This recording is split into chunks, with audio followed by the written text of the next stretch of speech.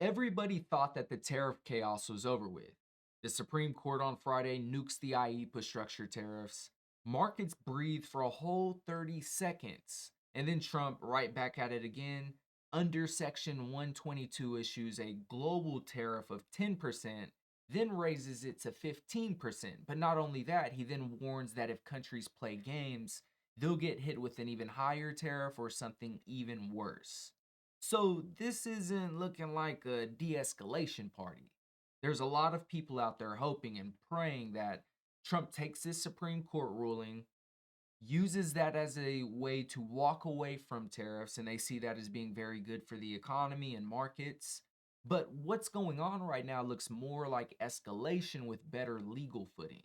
So let's break down what actually just happened and where I think things can go. So Trump used Section 122 of the Trade Act of 1974. What this does is this gives him the authority to impose a broad tariff for up to 150 days without Congress need of approval. Right now, at 15%, that's roughly $153 billion in tariff revenue over that window of 150 days. But the effective tariff rate actually falls from this 16.9% figure to somewhere within a range of 13.5 to even estimates as low as 10%. So technically, inflation pressure from tariffs slightly cools a little bit, which many were dismissing tariff one-time price increases anyways. But what that does though is it creates a few different things. It creates this environment for February where we could see a small February spending bump paired with one-off goods price reset. So they reset their prices. Now companies reset for the year. They had their tariffs baked in. Some of those tariffs went away or went down. And if US companies don't lower their costs because their costs went down, they then it provides in a way this slight margin cushion for these said companies. So in the near term, you could actually see higher February retail sales, temporary goods demand boost, a cleaner inflation narrative. But this is where things are starting to get interesting though, because back to this Section 122 tariff, there's now this 150-day clock that creates this legal clock. And what do you think is going to come out of that? Joel thinks volatility. So here are some of the hypotheticals.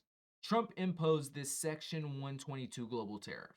That can absolutely be challenged. We don't know if we'll see some type of headline of this come out, but Congress can override it. Courts can review whether it meets statutory standards, but this process, though, could take months to play out.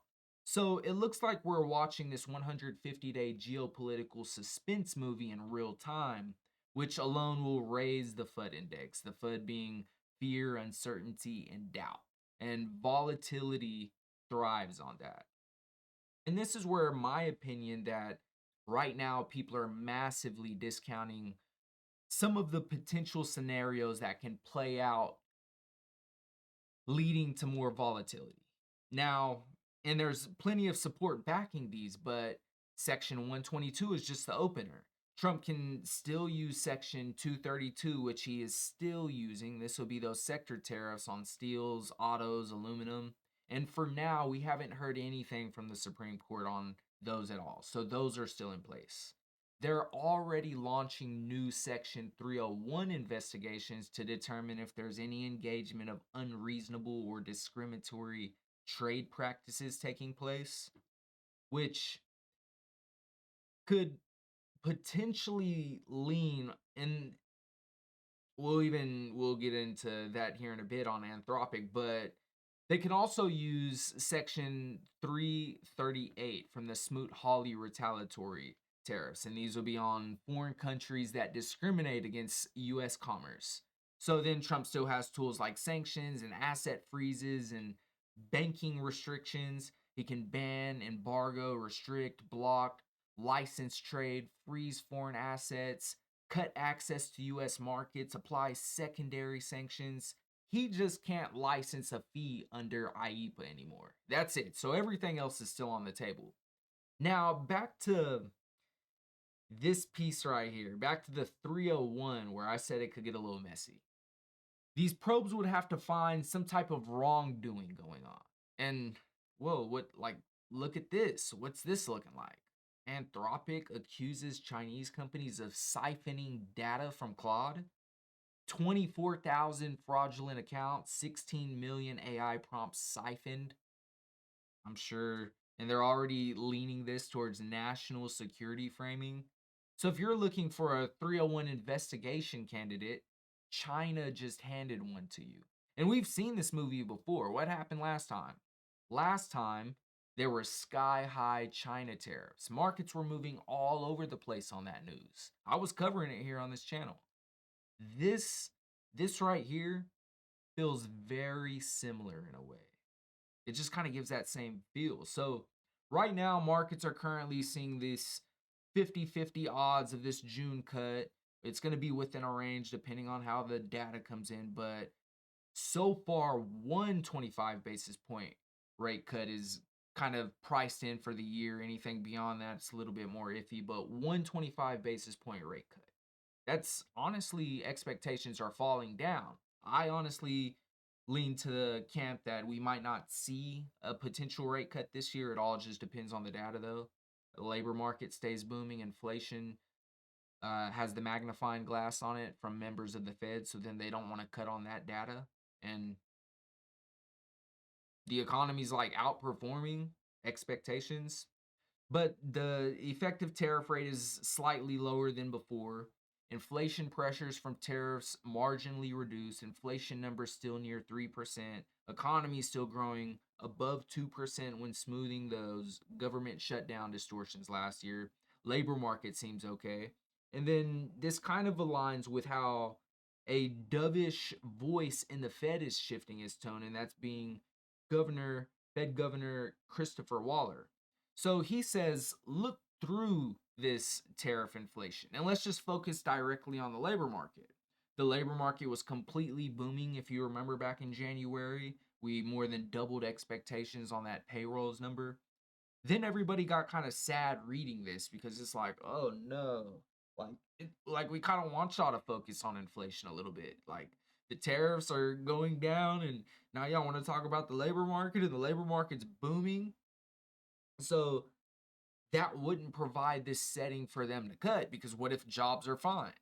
Well, we don't need to cut if jobs are fine. And then the Fed has been trying to signal that for quite a while, that the only thing that will trigger further rate cuts at this point, like right now, would be the labor market needing the rate cuts to kind of help out a little bit.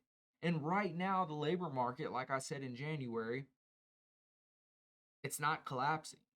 Based on those numbers, it's booming actually. But that's just one number. And that's kind of why I don't think we'll get a cut anytime soon, but maybe not at all this year, even unless some black swan event happens to show.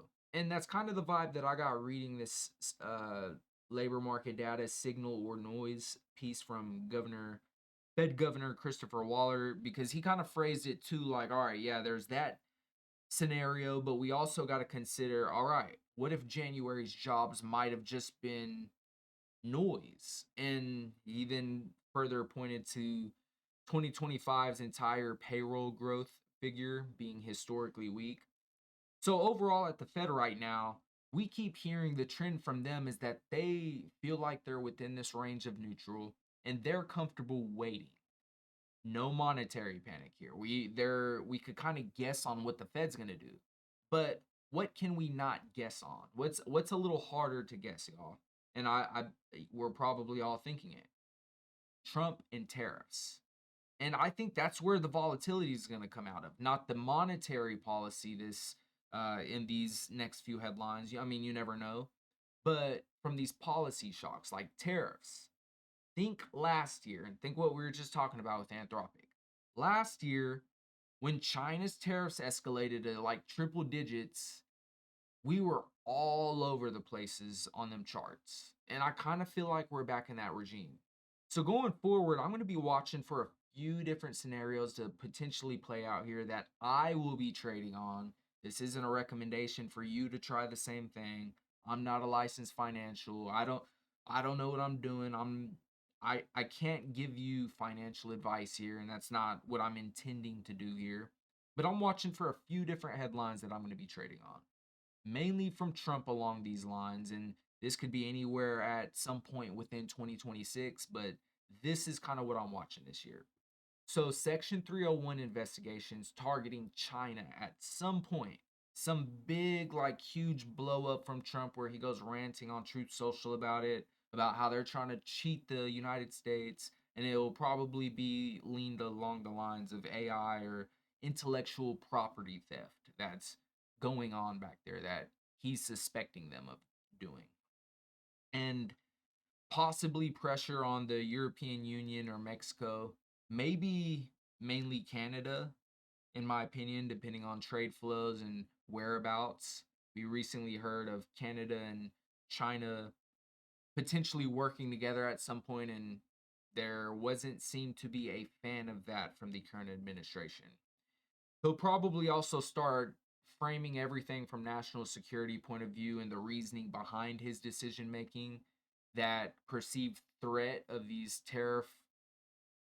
temporary tariffs potentially turning as permanent tariffs, which then he'll also use as these on and off levers, kind of like how we seen all last year, and maybe more targeted sector tariffs. I'm gonna guess this one will probably lean towards more minerals, critical mineral related. So I'm thinking Greenland here, but yeah, we'll just stay tuned on that one. I think they'll get tied into the mix somehow. But we're already hearing retaliation threats from these trade partners like the European Union saying, like, a deal's a deal. We got the trade deal. Now y'all are re-tariffing us. And I mean, like, hey, yeah, you're not living up to your end of the deal, but I kind of feel like that's even a further negotiation tactic. Like, eventually we'll see those de-escalation posts, like prior trade deals are being honored eventually. So those, those all of these different pieces will move markets in different ways. And I'm not going to explain what I think each piece will do, but those are some of what I'm watching. And what I see happening as a result of all of this happening is in markets higher volatility. I'm thinking that that's still going to be the trend. We're going to continue seeing continued sector rotation, and I'm thinking that'll be big for tech, especially AI, software, energy, defensive plays. Those are the sectors that a lot of traders are watching. I'm mainly watching tech. I'm watching QQQ, and I'm thinking, and if you've been watching the charts like I've been watching, here for the last few months, we've been watching these short bursts of sharp downside on headlines. So that's a risk right now. And within this environment, paired with economic data, we talk about here on this channel, we do it all the time. The Fed stays steady and doesn't need to move rates, but uncertainty premium rises, leading to more ups and downs in markets. And right now, so this orange line right here, I know this is a super busy chart on here. There's a lot of different stuff on here. This orange line right here, and I got a fib line right here at 585 on the QQQ. That is the 200-day moving average. And we keep falling below this yellow line, which is the 100-day moving average.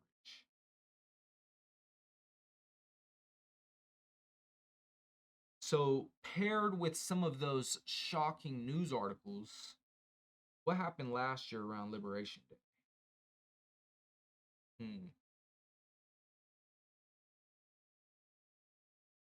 So on the week chart, we fell all the way below almost to the 200-day moving average on the week chart. That was on the day chart. Hmm. Where did that put us here? Oh, way below it.